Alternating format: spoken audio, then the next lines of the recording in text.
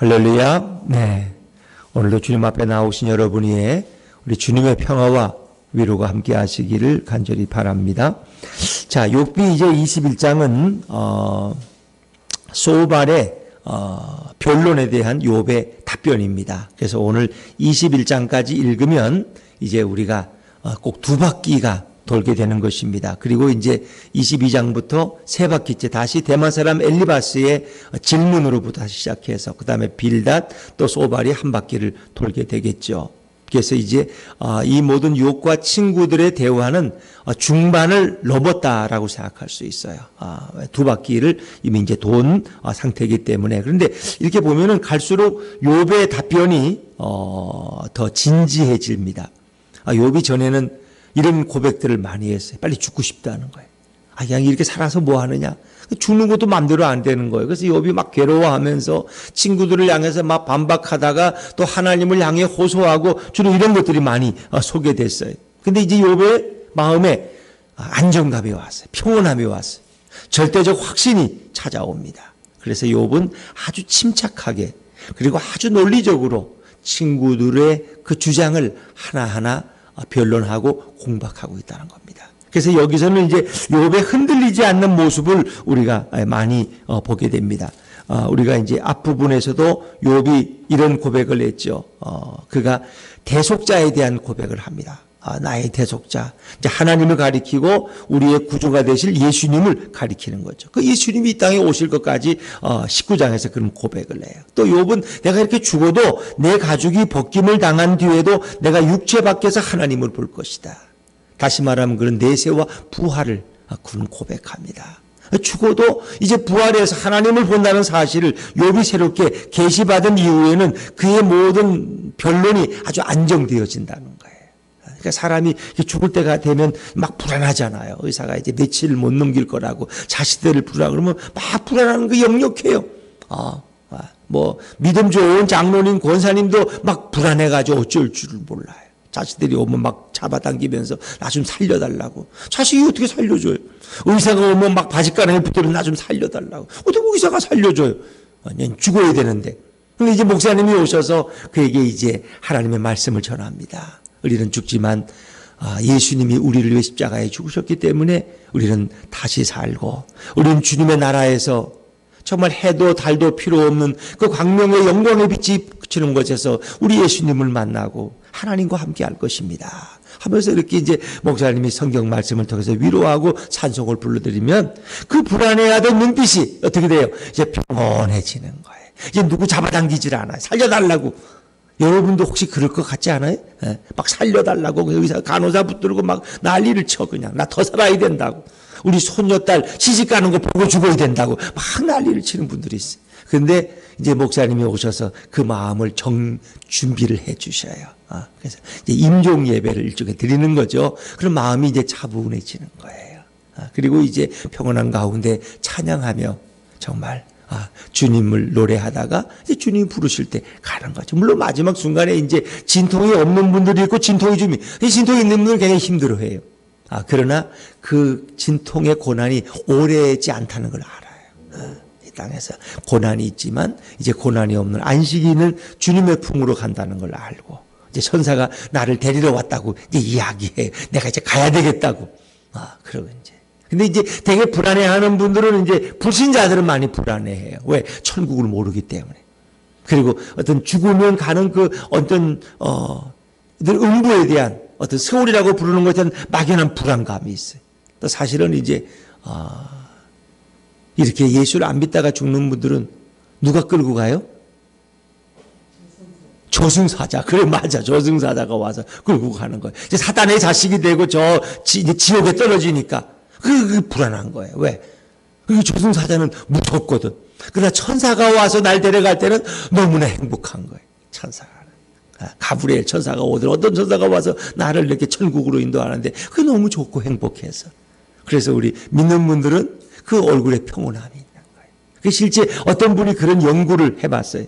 불신자의 죽음 후에 그 모습을 사진을 찍어 수백 명을 또 믿음 좋은 분들이 죽은 후에 그 얼굴에 사진을 찍어 저게 판박에 다르다는 거예요. 불신자들은 막 안 가려고 버티면서 막 괴로워 인상을 쓰다가 죽는 그 사진이 찍히는데, 되게 믿는 분들은 평온한 모습으로 마치 누군가의 품에 이렇게 안긴 것 같다. 그래서 우리가 정말 부활에 대한 확신, 그리고 주님이 우리를 위해 준비한 영원한 그 나라 천국에 대한 확신이 있을 때 오늘도 행복하고 내일도 행복할 줄로 믿습니다. 뭐 코로나 걸리라고 말은 못하지만 코로나 걸려서 또 이렇게 빨리 죽는 분들도 있어요. 또 그분은 또 더 코로나 때문에 앞으로 산 사람들이 얼마나 고생을 당할 거 생각하면 평온한 가운데 주님의 품에 가면 또 그것도 보면 감사한 거야.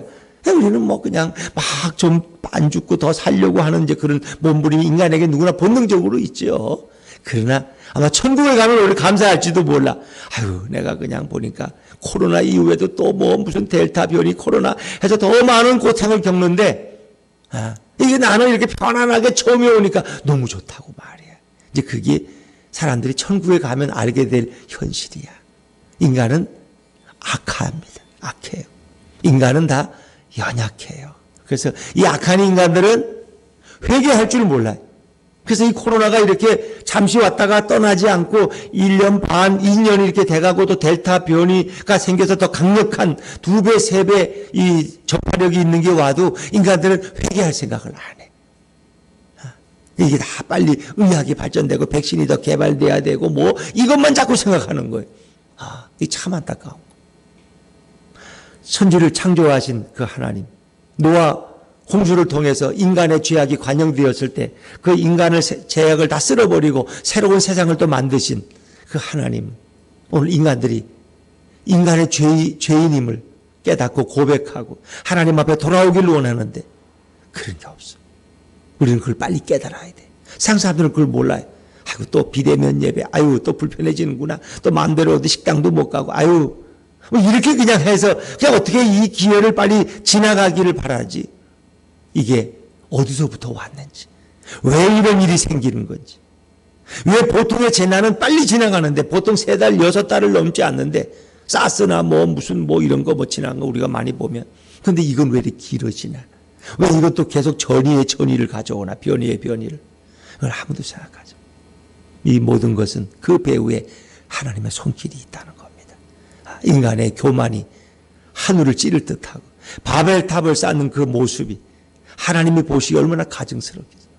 그 인간이 하나님께 돌아와야 돼. 근데 아무도 모르죠. 뭐 이후에 정말 평온한 날이 올는지 그건 아무도 몰라요. 그러나 하나님은 경고하시는 거예요. 유대 백성인들 그렇게 안 했겠어요? 하나님이 주신 가나안의 땅에 들어와서 평생을 살 줄 알았는데 이 성이 무너지고 우리가 쫓겨나서 왕이고 귀족이고 백성들이 다 코가 끼어가지고 바벨론 저 이방의 땅에 미신 섬기는 곳에 우상 숭배하는 곳에 끌려가리라고 상상이나 했겠어요? 상상도 못했죠. 가나안 땅에 들어오면 영원히 영생 복락하리라고 생각했어요. 그런데 현실은 그렇지 않다는, 더 엄한 상상도 못했던 고난이 찾아올 수 있다. 우리도 지금 겪고 있는 것은 아주 그 다음에 올 거에 비하면 아주 그냥 괜찮은지도 모르겠어요. 이 정도면 살만해. 마스크만 좀 쓰고 다니고 뭐 그러면 되지. 근데 차후에는 더 엄청난 재난이 오지 않는다고 누가 보장할 수 있어요? 물론 미래는 아무도 몰라요. 그러나 그건 누구만 알아요? 하나님만 아셔. 하나님. 그래서 우리 믿는 자들이 하나님에게 전적으로 자신을 위탁하고 하나님만 의지하고 하나님만 바라보고 살아야 할 때가 온 줄로 믿습니다. 누가 내일을 예측합니까? 아무도 예측 못해. 내일을 알 자가 없어요. 어떤 결과가 올지 아무도 몰라요. 뭐 파우치인가 뭐 코우치인가 미국의 그 뭐 이런 이런 젊은 학자, 그 나이 드신 분, 그분도 예측을 못해. 누구도 예측할 수 없어요. 오직 하나님만 아신다. 그래서 안 믿는 자들은 하나님을 찾지 않아요. 예수를 찾지 않아요. 세상에 운이 없이 태어나니까 이렇게 대학에 입학했는데 온 친구들 얼굴 한번 못 보고 이거 맨날 집에서 원격 수업만 하고 이게 뭔 세상이 일어나. 불평만 하고. 또 실험을 해야 되는 화학과 학생인데 실험 한번 못하고 집에서 맨날 이렇게 텔레비 켜놓고 그거 보고 있어요. 왜 이러는지 몰라요. 아무도 그도 설명해 주지 않아요. 그러나 우리는 이것을 의학적이라든가 어떤 과학적인 문제, 사회적인 문제, 물론 온난화의 문제 뭐 이런 걸로 푸는 게 아니라 우리는 뭘로 풀어야 돼요? 신학적인 문제로 봐야 돼요. 왜 이런 게 올까? 이게 신학적인 물음이야. 이 복은 누가 계셔? 하나님이 계시고 예수님의 손길이 있다는 거예요. 우리가 어떻게 해야 돼? 회개하고 돌아가야 돼. 이 시대. 그것만이 이 민족을 치유하고 인류가 회복될 수 있는 길인데 과연 얼마나 많은 사람들이 그것을 깨닫고 그것을 고백하느냐.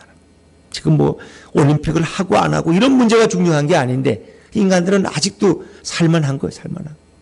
일본에서 지금 올림픽을 해야 될 상황이 아닌데 그들은 지금 우리가 어떻게 해야 될 때인가. 참 안타까워요. 욥이 오늘도 이 고난 속에서 그가 하나님을 조금씩 더 알아가면서 친구들과의 변론에 어느 정도 이제 논리적으로 그들을 하나하나 오히려 공박하고 설득해가는 그런 모습을 보게 됩니다. 자, 우리 1절, 2절, 3절 말씀. 1절, 2절, 3절입니다. 시작. 욥이 대답하여 이르되 너희는 내 말을 자세히 들으라. 이것이 너희의 나를 용납하여 말하게 하라. 내가 말한 후에 너희가 조롱할지니라. 욥이 아주 침착해. 너희는 내 말을 자세히 들으라. 2절에 이것이 오히려 너희에게 위로가 될 것이다. 이것이 너희에게 위로가 될 것이다. 3절 나를 용납하여 말하게 하라. 내가 이제 좀 너희에게 말해야 되겠다. 내가 말한 후에 너희가 나를 조롱하거나 비판해도 괜찮다. 그때 조롱해라. 조롱하려면 욕하려면 욕하고 마음대로 해라. 그러나 내 말을 좀 먼저 들어봐라. 4절입니다. 4절 같이 읽죠. 시작. 나의 원망이 사람을 향하여 하는 것이냐? 내 마음이 어찌 조급하지 아니하겠느냐? 내가 사람에게 불평하고 원망하는 게 아니라는 거예요. 내가 이렇게 하는 것은 뭔가 까닭이 있지 않느냐? 어찌 조급하지 아니하겠냐는 공동 번역으로 보면은 어떻게 까닭이 있지 않느냐? 내가 다 이유가 있어 이렇게 하는 거야. 5절에 너희가 나를 보면 놀라리라. 손으로 입을 가리리라. 그러니까 욥의 얼굴이 너무 흉측하거든요. 이게 나병 환자 이상으로 피부병이기 때문에 뭐 온몸이 성한되고 그러니까 아마 친구들과도 마주보고 얘기하는 게 아니라 아마 욥은 집안에 있고 그리고 문 하나를 사이에 두고 친구들과 계속 대화했던 것 같아요. 친구들도 뭐 욥이 또 병이 옮을까봐 뭐 가까이나 왔겠어요? 그러니까. 그래서 5절에 너희가 나를 보면 놀라리라. 손으로 입을 가리리라. 너희가 내 얼굴을 못 봐서 지금 그런 얘기를 하는 거지. 나를 보면 너희가 아마 입을 가리면서 치를 떨 거다. 그 얘기예요. 그 욥의 이 형편은 지금 말도 할 수 없는 그런 아주 극도의 엄청난 참담한 상황이에요. 근데 그런 참담한 욥을 놓고 친구들은 이제 계속 빗나간 말만 하고 있는 것입니다. 자, 그러면서 7절부터 16절까지는 욥이 친구들이 말하는 것에 대한 반박을 하고 있습니다. 친구들이 말하는 건 간단해요. 의인은 다 흥한다, 잘 된다. 그리고 악인은 다 망한다. 딱 그 논리. 다 원인이 있기 때문에 다 그렇게 악인들은 망하는 거고 심판받고 다 굶주리고 가난한 거다. 그러나 의인은 하나님이 다 부강하게 하시고 행복하게 하신다.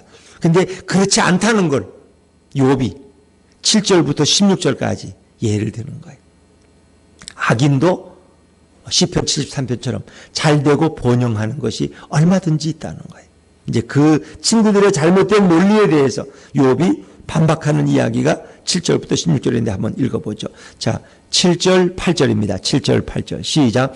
어찌하여 악인이 생존하고 장수하며 세력이 강하냐? 그들의 후손이 앞에서 그들과 함께 굳게 서고 자손이 그들의 목전에서 그러하구나. 욥의 반박에 너희가 말한 대로 하면은 어떻게 악인이 생존할 수 있느냐? 어떻게 악인이 장수하고 어떻게 악인의 세력이 강할 수 있느냐? 그래서 근데 실제 현실은 그렇지 않다는 겁니다. 악인들이 오히려 건강하고 잘되고 장수하더라는. 8절에 악인들의 후손이 그들과 함께 굳게 서고 악인들과 함께 악인들의 자손이 그들의 목전에서 그러하구나.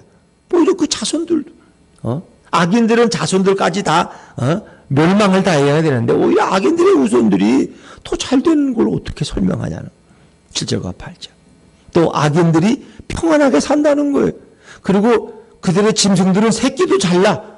자, 9절과 10절, 9절 10절 시작. 그들의 집이 평안하여 두려움이 없고 하나님의 매가 그들 위에 임하지 아니하며 그들의 수소는 새끼를 베고 그들의 암소는 낙태하는 일이 없이 새끼를 낳는구나. 낙태라는 거는 구약의 입장에서 전통적인 입장에서 보면은 이거는 하나님의 저주를 받은 거예요.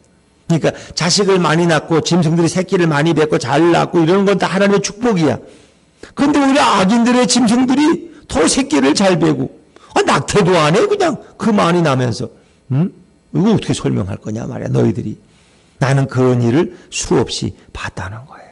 여기서 계속 말하는 그들은 다 악인들을 말하는 거예요. 악인들. 자, 11절, 12절. 악인들이 또 노래도 하고 춤도 추고 아주 신나. 11절, 12절. 시작. 그들은 아이들을 양떼같이 내보내고 그들의 자녀들은 춤추는구나. 그들은 소고와 수금으로 노래하고 피리부로 즐기며. 악인들의 집이 그렇게 행복해 보일 수가 없어. 자손들이 많아가지고 소고 모이면 소고와 수금으로 노래하고 춤을 추고 너무 행복하게 지내다가 어떻게 해요? 13절에 그들의 날을 행복하게 지내다가 잠깐 사이에 스올에 내려가느니라. 악인들이 이렇게 행복하게 살다가 아주 조용히 고요히 스올에 죽음의 음부에 내려간다는 거예요. 그러니까 지금 친구들의 지금까지의 반박은 악인은 평안히 죽지 못한다는 거예요. 악인들은 자손까지 다 멸망한다는 거예요. 악인들은 결코 장수하거나 번영할 수 없다는 거예요. 이게 다 친구들의 주장이야. 근데 욥은 그렇지 않다는 거지 설명하는 거예요. 뭐 이게 시간이 좀 갔지만 그래도 뭐 토요일 바쁘지 않으니까. 자, 18장 19절 앞에 한번 가볼까요? 18장 19절.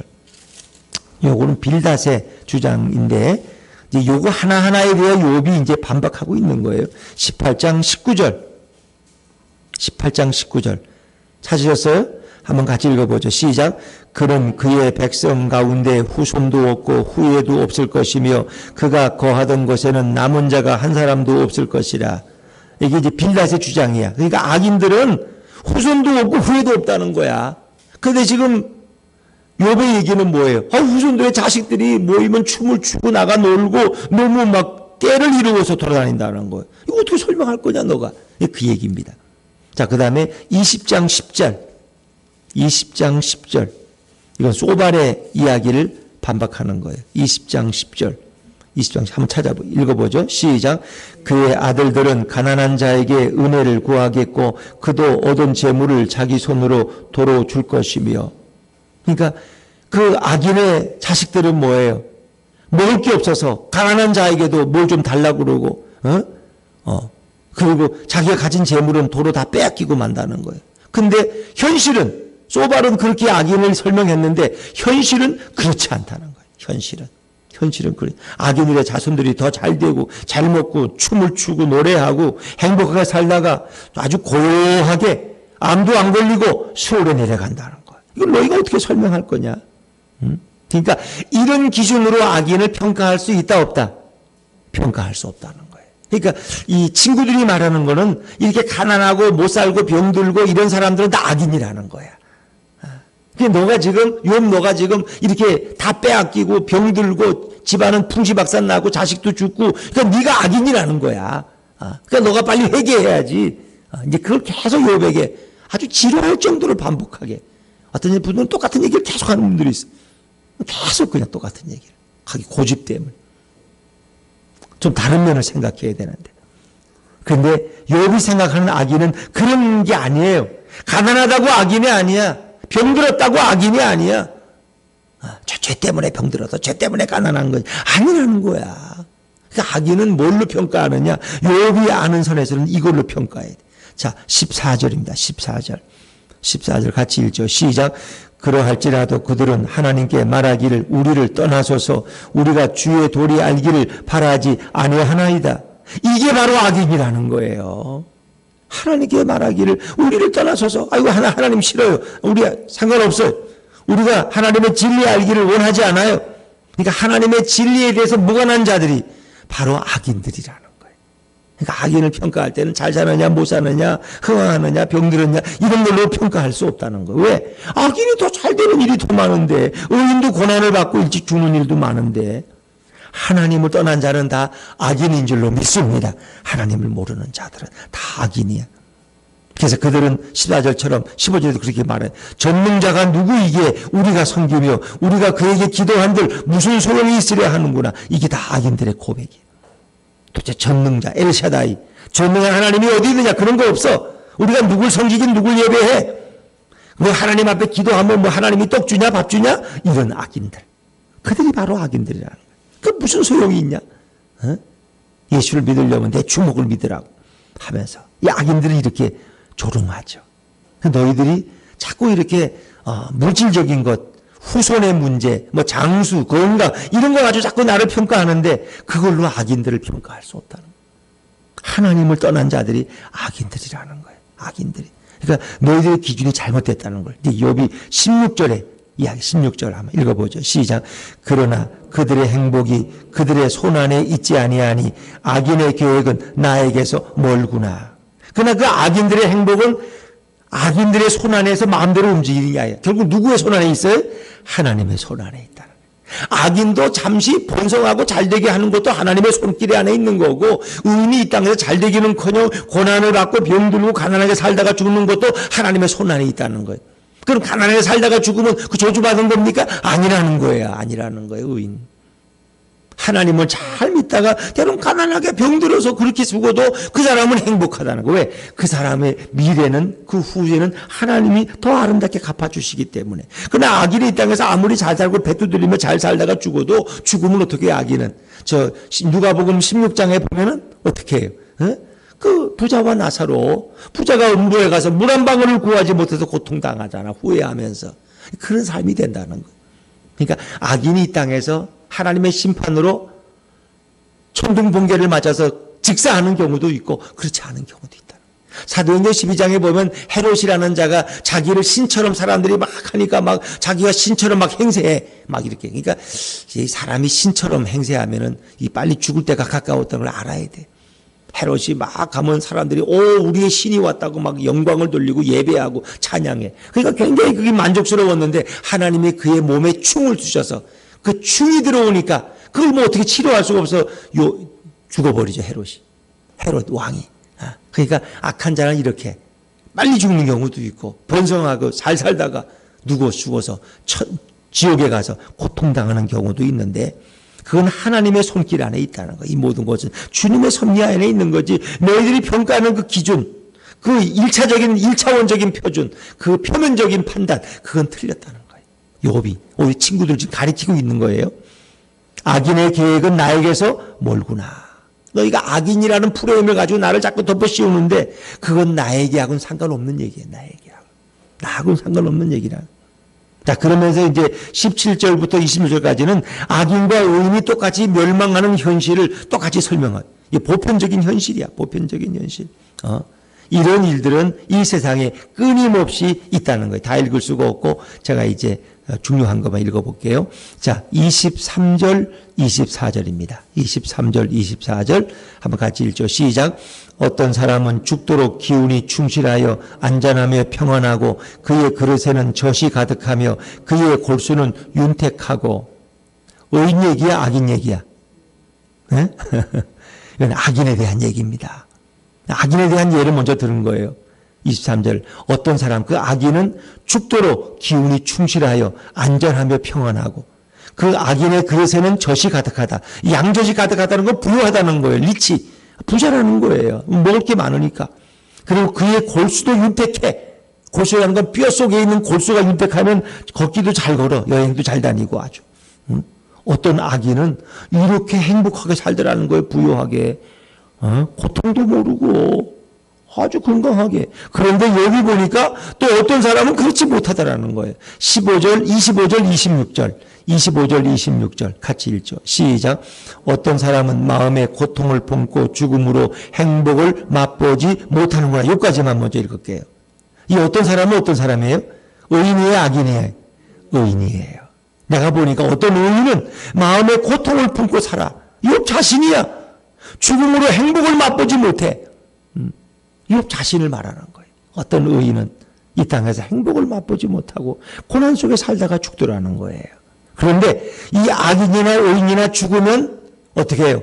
이 땅에서는 매한가지라는 거예요. 26절 같이 26절 시작.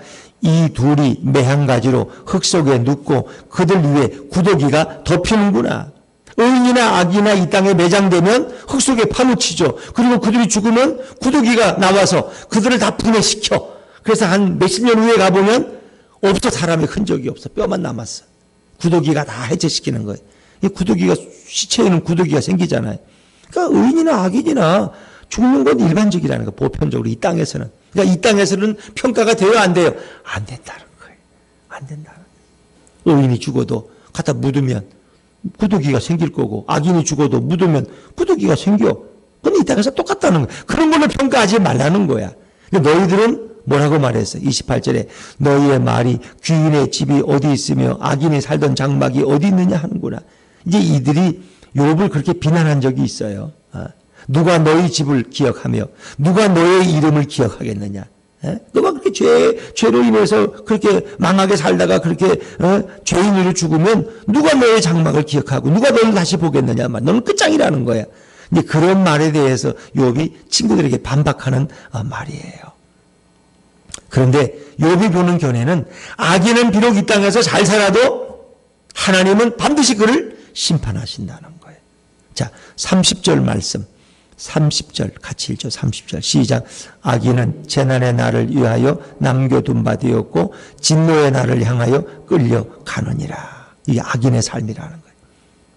악인이 이 땅에 살아있는 이유는 재난의 날을 위해서 남겨둔 바 되었다는 거예요. 죽기는 죽는데 언제 하나님이 그 악인을 심판할지 하나님이 보고 계신다는 거예요. 진노의 날을 향하여 끌려가느니라.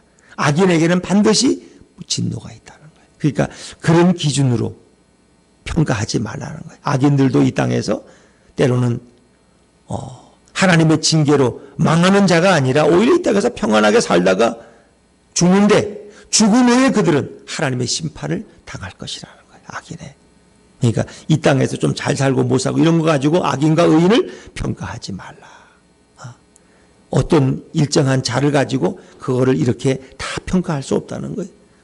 오히려 의인과 악인이 이 땅에서는 교차될 수 있다는 거예요. 의인이 오히려 악인처럼 고난을 당하고 시련을 당하고 핍박을 당해서 목배임을 당해 순교하고 그럼 그 죄가 있어 순교당한 거야 그거? 아니잖아요. 그 의인은 하나님의 뜻대로 의롭게 살다가 순교당해서 목이 잘려 죽었어. 그런데 악인은 세상에 타협하고 사단에게 잘 보이다가 그냥 악인은 이 땅에서 막 잘 살다가 죽었다. 그렇다고 악인이 행복한 거냐? 그의 마지막은 하나님의 무서운 심판이 남아있다는 거예요. 그런 기준으로 나를 평가하지 말라는 거예요. 그런 너의 위로는 내게 너무 헛되고 나를 너무 괴롭고 힘들게 한다. 그거 다 거짓된 말이라는 거예요. 34절 말씀. 34절 같이 읽습니다. 시작. 그런데도 너희는 나를 헛되이 위로하려느냐? 너희 대답은 거짓일 뿐이니라. 그래서 오늘 이제 시적인 표현이라는 게 21장 2절에 보면 너희는 내 말을 자세히 들으라. 이것이 너희의 위로가 될 것이니라. 이것이 너희에게 위로가 될 것이다. 근데 34절에 보면 그런데도 너희는 나를 헛되이 위로하려느냐. 이런 말로 끝나죠. 그래서 시적인 운문이라는 게 위로란 말이 앞에 들어가면 뒤에도 위로란 말로 끝나고 이런 것을 참 이 저자는 하나님의 계시 가운데 지혜롭게 이렇게 대치. 그리고 굉장히 욥기서를 보면은 굉장히 논리적이에요. 그냥 막 쓰여진 글이 아니야. 그 하나하나가 친구들은 친구들대로 욥은 욥대로 아주 논리정연하게 그것을 자기들의 말을 변론하고 있다는 걸 볼 수 있어요. 그래서 오늘 우리들에게 하나님은 욥기를 통해서 무엇을 깨닫게 하기를 원하느냐 하는 것입니다. 이것은 늘 말씀드리지만 욥기서는 이 땅에 오셔서 아무런 죄가 없이 의로우신 그 예수님이 십자가에 죽으시고 우리를 위해 대신 고난당하신 그것을 우리에게 설명해 주고 있다. 대만 사람 엘리바스나 또 수아나 수아 사람 빌닷이나 또 나아마 사람 소발은 계속 이렇게 욥을 죄 때문에 그렇다고 비난하는 것처럼 바로 예수님이 십자가에 달리실 때 대제사장들과 바리새인과 율법사들은 예수님이 너의 죄 때문에 너가 저주받아서 십자가에 죽는 거라고 이렇게 예수님을 공격하고 비난했던 것을 그대로 욥기서에 재현해 놓았다는 거예요. 이제 그러면서 욥은 하나님을 조금씩 더 알아가고 대속주인 예수님을 고백하고 내세와 부활을 그가 깨달아 가는 거면서 그럼 더 담대해져요. 오늘의 이 고난 속에서 욥은 흔들리지 않는. 그래서 앞에 3장부터는 막 욥이 막 죽겠다고 하나님을 원망하고, 내 나를 낳은 엄마의 태가 원망스럽다. 왜 내가 태어나자마자 죽었더라면 좋았을 것을. 나를 먹인 엄마의 젖이 너무 저주스럽다. 왜 나를 먹였느냐. 엄마의 젖이 없었더라면 내가 굶어 죽었을 걸. 그럼 이 꼴 안 봤을 걸. 이렇게 막 자기 인생을 저주해. 근데 욥이 시간이 갈수록 자기 인생에 대한 하나님의 섭리를 보게 되는 거예요. 아, 이런 고난을 주신.